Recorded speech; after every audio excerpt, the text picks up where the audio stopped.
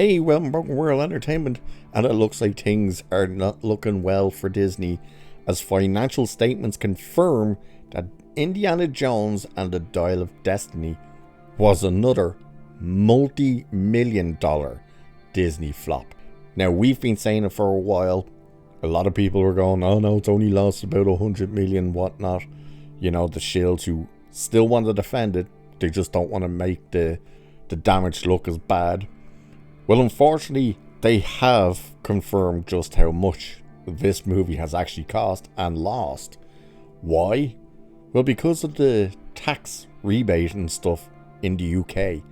And this is going to be a massive problem that Disney are going to start finding themselves in every time they film in the UK. It's not just that they're getting these tax breaks and stuff, but the public can get to see what the actual financial filings are. And that is not good news for Disney, seeing as almost everything lately they've been filming has been in the UK, and almost everything they've been filming has bombed. That's how we learned that the Marvels cost over 300 million to make. So we're going to have a look at this now. It does get a bit financially breaky down type of stuff, but that's fine. It makes more sense then that way as well. So, to the surprise of absolutely no one who has seen the abysmal sequel, a new financial filing by Disney has revealed that rather than being anywhere in the neighborhood of what anyone would call a success, last year's Indiana Jones and the Dial of Destiny was but the latest entry in their long list of big budget box office disasters.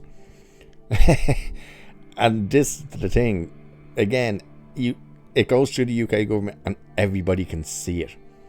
So, as initially detailed by Forbes, this confirmation of the Dial of Destiny's failure to land with audiences was revealed courtesy of filings made with the UK government by the local Disney subsidiary set up to helm the film's production and help it qualify for the island nation's movie tax credits, which apparently a lot of in the government aren't happy about, these that they're getting such big breaks in this.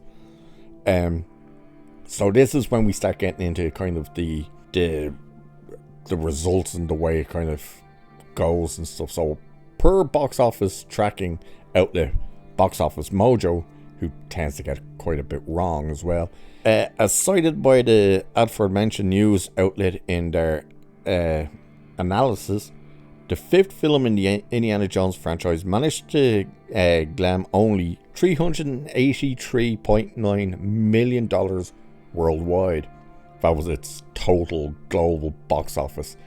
Factoring in the approximately standard 50-50 split both theaters and studio shares regarding ticket sales, this left Disney with a rough take of $192 million when the film's theatrical run was all said and done.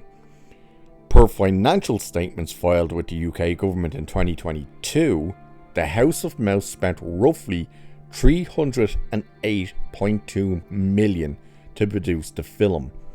Thanks to qualifying for the UK's tax credits, at the time of the 2022 filing, roughly 2 years after filming on Dial of Destiny had begun, Disney had already been reimbursed approximately $58.3 million by the British government.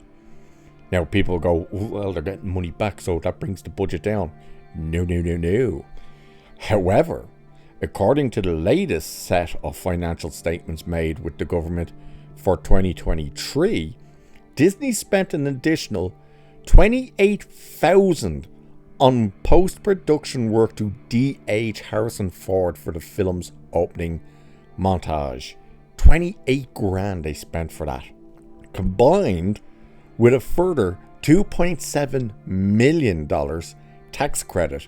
This brought the Dial of Destiny's total cost to $326.2 million.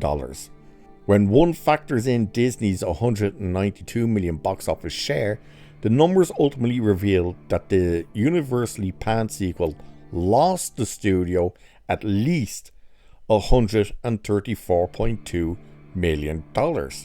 And it is important to note that qualifier of the at least, as these numbers do not take into account the filming's marketing costs.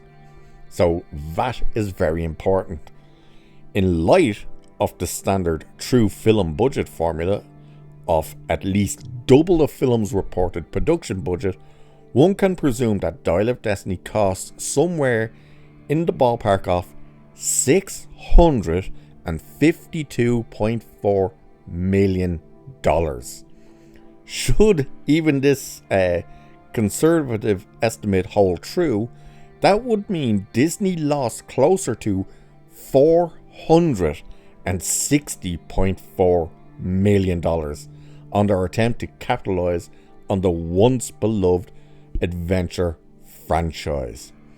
So what we've been saying for ages is, when the shills and even Disney themselves were saying they didn't spend that much, they spent roughly around 300, but then they got the break and it brought it down to about 270, whatever it was. No, it didn't, because you've seen there they got money back, but they invested half of it back into other things.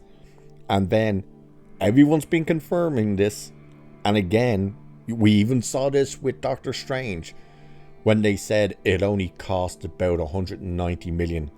We all said no, the word is coming in that it was over 300 million. And then the tax came in and proved us all right that yes, it did in fact cost over 300 million to make. That means you're pretty much doubling the cost every time they give you a number, which proves that yes, this movie basically cost in the region of $6.5 million to make, losing the movie almost $500 million because it did not come close to breaking even. To break even, it was looking at having to break between 900 million and $1 billion. That was to break even.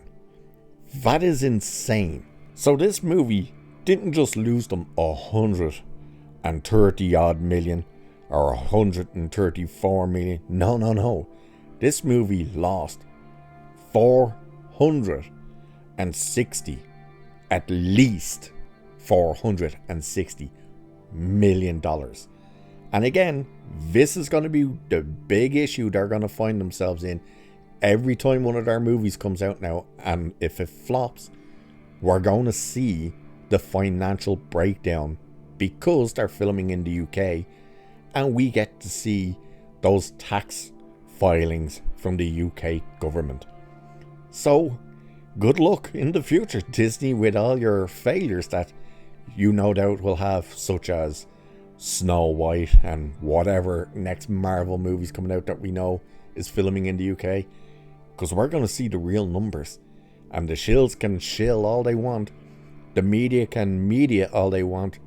We get to see the real numbers and the real damage that has been done. So with that little gem, I will leave it there for this one. So cheers, and I'll catch you in the next one.